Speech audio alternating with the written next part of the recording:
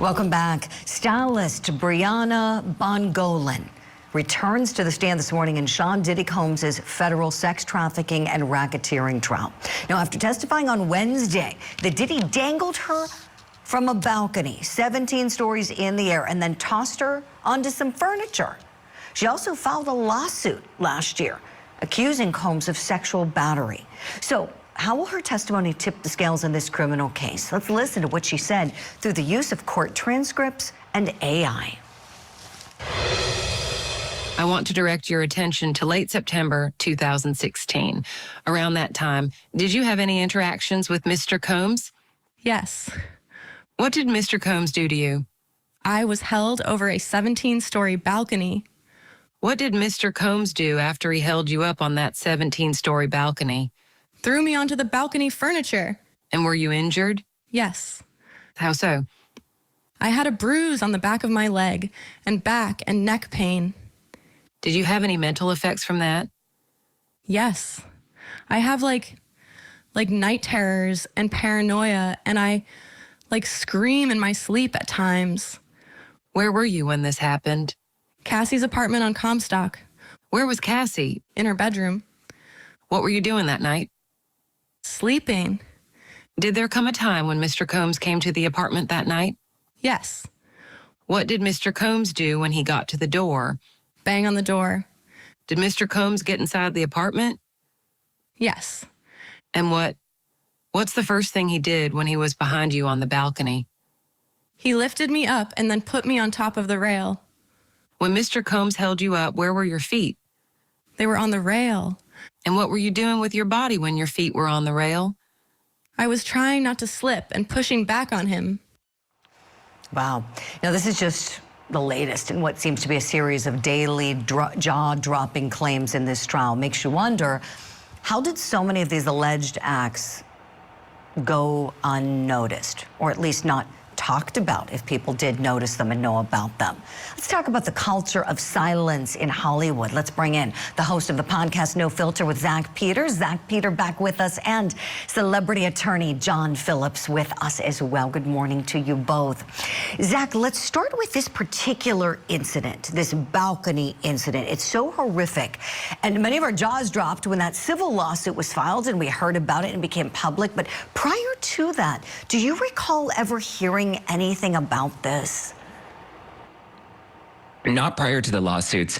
I mean, I guess there were always rumblings that Diddy was a bad guy, and there were always things that were kind of alluded to, but we didn't really know any of the details, I think, until this trial started, or until the Cassie allegations first came out. Then we saw the video of him assaulting her in the hotel, and so I think that's when the house of cards started to crumble, and now I feel like people are feeling more comfortable speaking about these details publicly. Right. Oh, I think you're exactly right, Zack. John, tell me, as a civil lawyer, when you think about this suit and what it perhaps did in maybe being somewhat of a catalyst for the federal government in its charging, what does it make you think about her civil case that's still pending against Diddy?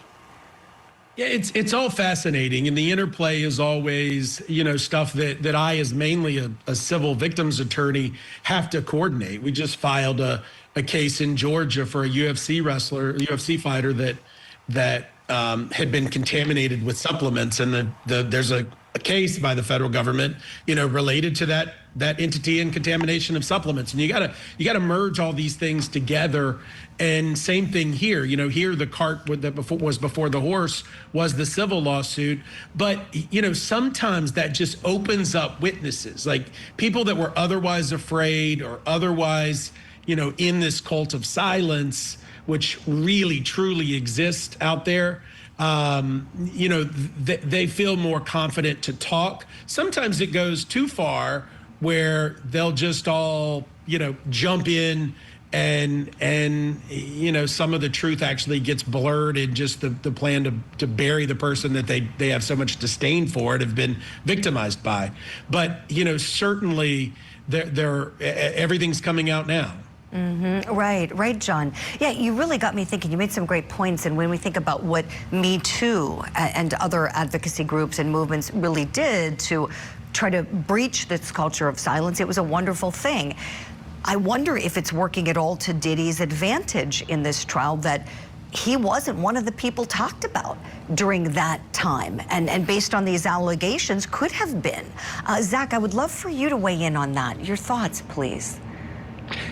Yeah, and I also think we're in such an interesting time now, very like post Amber Heard, and obviously Blake Lively's kind of a lightning rod for the Me Too movement at this moment that, you know, I think if anything, it's maybe playing to Diddy's advantage right now because nobody did talk about it during the height of it, which is when everybody was coming out with every little allegation against everyone, you know, and even now we've seen maybe some of those details were, you know, maybe overshot, but I think the fact that people were so quiet about Diddy for so many years either shows that maybe it wasn't as bad as to the degree that we're now hearing about, or that, you know, he just had so much power in Hollywood. And we've kind of expected to hear more, I think, from this trial, at least when it came to Jay-Z or the Kardashians. Like, we expected more stars to be pulled into this, but there's something about Diddy that just has this like veil of secrecy, and there's a lot of people that are still kind of hiding in the shadows around him, which has been interesting to watch because I felt like this trial would have really popped the lid on all of that.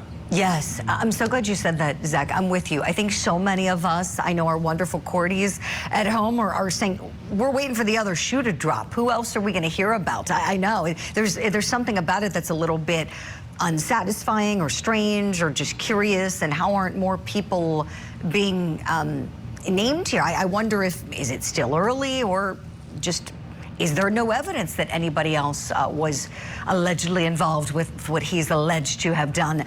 John Phillips, tell me, when we think about Diddy and the case and its defensibility, I want you to put on your criminal defense hat. Is this a case that you'd be confident taking and representing him on, given that lines are very blurred, as we're seeing many days in this trial with many of the most key witnesses? We get these calls sometimes, and you got to literally make a list. And certainly in criminal defense, you want to win. You know, you want a client that they can't prove you know, their case against, but certainly the high profile nature, certainly the money that comes with it, you know, is on the other side. And this is a tough case from the standpoint of defending Mr. Combs because of the nature of the allegations and the volume of allegations. And I couldn't take it because I regularly get calls from whistleblowers that have issues in Hollywood. And there's a whole bunch of names that people have never said that there are tapes of, and all sorts of things that are circulating that one day we'll probably find out. But you know, I guess I kind of know too much in some instances to really want this case in particular. Sure. And the higher the profile, the bigger target you are as well. I mean, I got personally attacked regularly because of Tiger King. So I don't need Diddy. That's not right. Yeah, leave the lawyers alone. Yeah, that's right. Tiger King is a handful, I'm sure, John Phillips. I'm sure he keeps you busy. My gosh. Zack Peter, tell me, are you seeing some support from folks who are perhaps fans of people in the industry like Kid Cudi and Cassies? Are you seeing some support for them after they've spoken out in this trial? Yeah, I mean, I think especially Cassie, right? Like, we'd heard rumblings, but then she was always so close to Diddy for so many years. Like, she didn't want to detach. I mean, obviously, I think you can make the argument of, like, maybe there was Stockholm Syndrome or there was just some sort of infatuation with staying in a relationship with him. But I think that people are now really having a deeper level of empathy for her, because it's one thing to hear the rumors, you know, in the tabloids, but then it's another thing when we see the footage come out and we get the excerpts from her testimony, and we're hearing, you know, all the other layers to their relationship that really just, you know, it just, you really feel for her. You do. You absolutely do. And we're going to continue with our coverage. We've got our team in the courtroom outside. We'll have a live report at 10 a.m. For now, I've got to say goodbye to our friends, Zack Peter and John Phillips. Thank you for your time this morning and the great conversation. We'll see you soon. And that's all for opening statement.